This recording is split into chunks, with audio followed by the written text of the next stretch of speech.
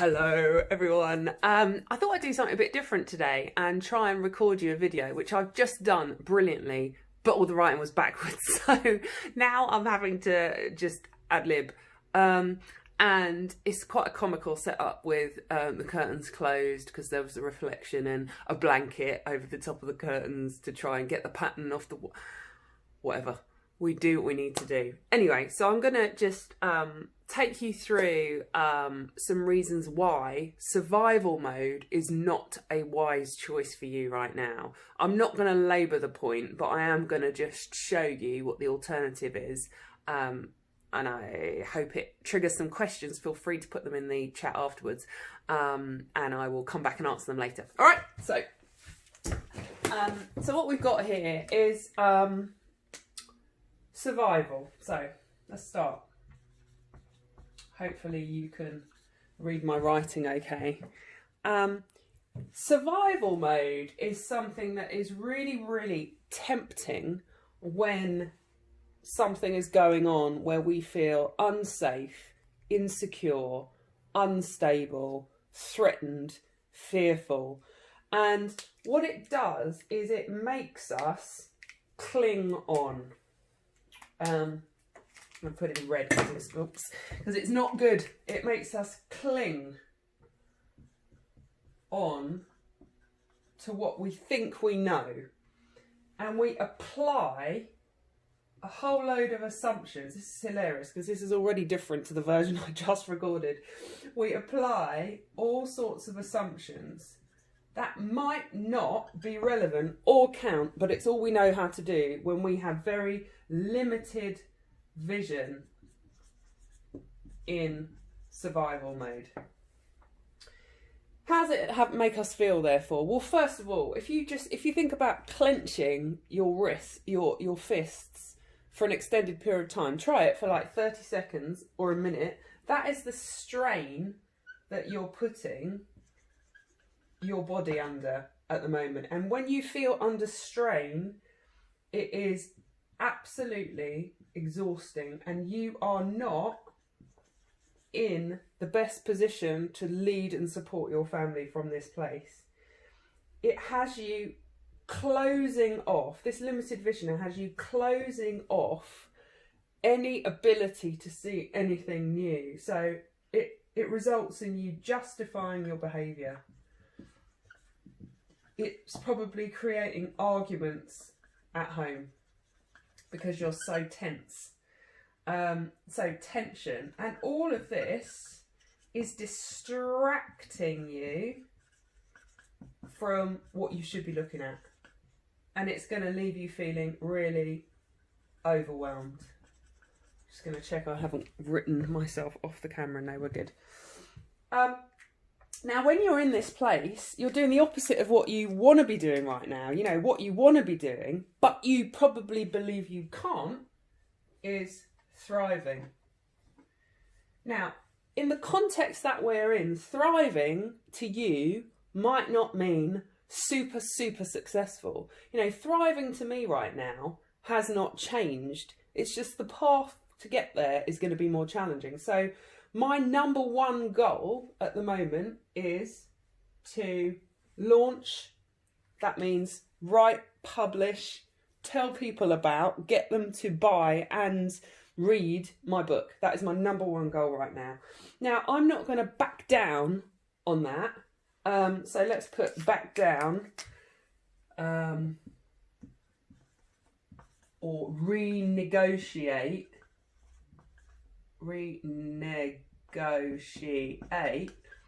my commitments to myself, to my business, to my family. I am committed to doing what I said I was going to do. And that is really the number one behaviour of of thriving. Number one thing, stay committed. Now, in terms of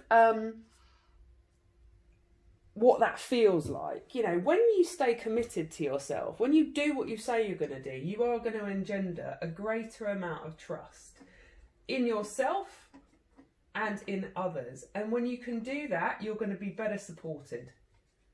You're going to be able to rely on yourself, and you're going to know that others are going to support you when you need it, because they know exactly what you need, because you're committed to it, and you're probably communicating. This is so different to the version I just did. You're communicating better. Communicate, you know what I mean. Communicated in. Because here you believe that you have a choice. When you're clinging on over here, you don't feel like you've got a choice. You feel like you're holding on for dear life. Your expectations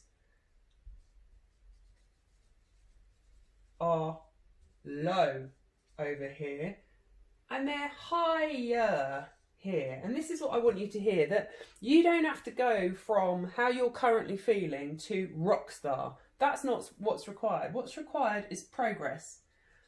And you might make progress in simple steps. You know, I did a workout this morning, and the woman who was leading it said, if you want to lose £5 or you want to lose £10, you've got to start with the first pound, right? So stop focusing on the 5 or the 10, just focus on the 1. And the way you're going to lose 1 is to move your body today.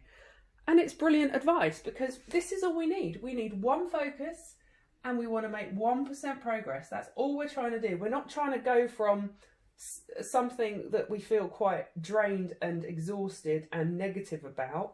We want to be optimistic and focused on the one thing that we need and that we want.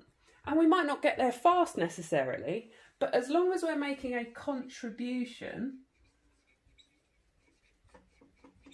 consistently and putting in what we can, because we're committed, that is going to result in progress. Now, at best, when you're in Klingon survival mode, at best, all you can hope for is what I call the car park. It looks like it's a better option than here, but it's not actually going anywhere. You're not actually moving here. So it feels like you're actually delayed,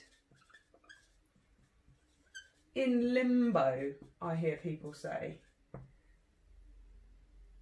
It's not that much better than here, is it?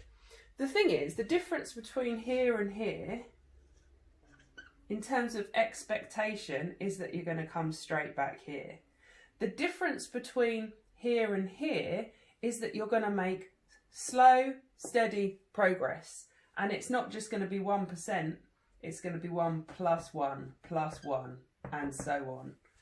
So your optimism here is much higher, or let's just say existing here versus here. All you can hope for when you're in survival mode is a moment of relief. So for all the effort that it requires to get there, the only thing you've got to change is expectations and commitment. So today, this is really just about your mindset. It's about your outlook of what do you expect to happen as a result of the effort that you are putting in. If you are expecting to just survive, and you feel the tension in your body because you're clinging on tight to what you already know, then what you've got to do is change your expectations. You should expect that this is a time full of gifts. You should expect that if you open your eyes to the new, that's where the answers are going to come. The world has changed. It is not the same as it was before. So hanging on to assumptions and applying them to situations that you have not experienced before is completely pointless. What you might want to do is flip your assumptions on your head. So every time you feel like you're making an assumption, go, what if that was the opposite actually? What if I look at this a new way and flip my assumptions around and reverse them? So an example would be, well, you know, obviously no one's going to want to spend money on ad spend right now. No, actually, maybe there are certain people that are absolutely going to spend their money on ad spend right now because they need to help their business. there's no point trying to fundraise right now. No one's got any money. Well, maybe people have reprioritised their life and they're thinking that actually what they want to spend money on now are the causes that they feel passionately and deeply connected to. So you can make assumptions, but make sure they are directed at the best possible outcome. When you do that, what you are immediately connecting to is your expectations. So I don't want to labour that point and overload you, but the fact is, what you need to do right now, I don't even know where I'm coming up on the screen. What you need to do right now is change your assumptions, flip them, reverse them to expect the best. And when you do that, look for evidence that you are making 1% progress every day. Make your contribution, your input to be one of progress, not just oh, I survived another day. That energy will suck everything out of you. All you've got to do is change how you think about this and you will feel so much better. I hope this was helpful. If it was, please let me know in the comments. If you think it will help someone, which I'm sure it will, please share it. And if you have a question or a challenge that you'd like me to walk you through, potentially not kneeling on the floor with a blanket at the back of the camera, then let me know that too. Have a great day.